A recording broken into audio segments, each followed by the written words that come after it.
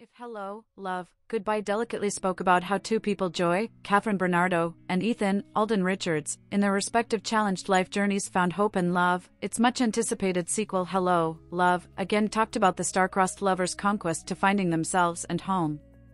The movie, helmed by blockbuster director Cathy Garcia-Sampana, broke box office records when it opened last November 13th and earned $85 million, the biggest opening gross for a Filipino movie.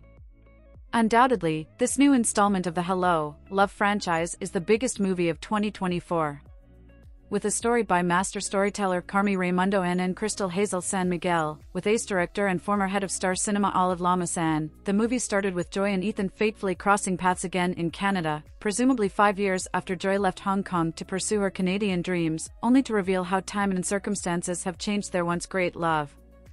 Hello, Love, again masterfully presented how the past 5 years have changed both Joy and Ethan, how it destroyed their beautiful romance, and how their fates were overturned with permanent resident Joy, now introducing herself as Marie, leading a more stable life in Canada than new entrant Ethan, a stark contrast to their situation in Hong Kong, where Ethan was a resident, and Joy was an illegal worker. Can Ethan still correct the mistakes from his past? Will Marie rediscover Joy again? Will there be a second chance for them? Is their relationship a beautiful destination, or just a necessary stopover? The movie highlighted how Kathryn Bernardo has blossomed from a more than capable young star, to being one of her generation's biggest stars and finest actresses. Her Marie was dynamic, fresh, free-spirited, while maintaining that vulnerability and longingness of the past's Joy. Aside from her apparent talent, the box office star was, perhaps, at her most beautiful in the movie, exuding both confidence and wholesome sensuality. Richards, on the other hand, delivered a performance full of nuance and sensitivity. This movie gave the Kapuso star a great opportunity to prove his range as an actor. He made his audience felt his desperation, hopes, and drive to fight for a life and love he truly deserves. The intensified chemistry between Bernardo and Richards in the movie was in full gear, launching audiences in the cinemas to give out most appreciative shrieks, gasps, and sniffles. But, it was Joris Gamboa's gym that supplied the heartiest laughter. Gamboa was the only cast member who was tapped to play a big role in the sequel as Alden's best friend.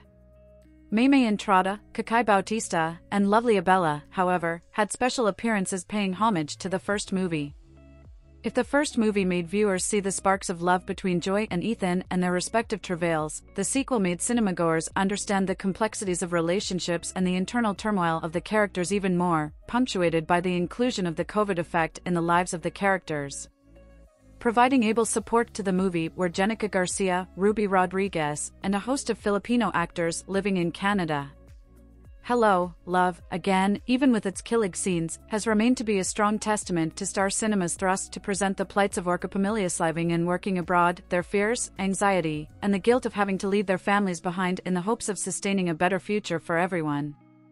Just like Joy and Ethan trying to find their rightful home in Hello, Love, again, the success of the movie also highlights how Star Cinema, Bernardo, Richards, director Garcia-Sampana, the creative, production teams truly belong to every Filipino's home, wherever they are.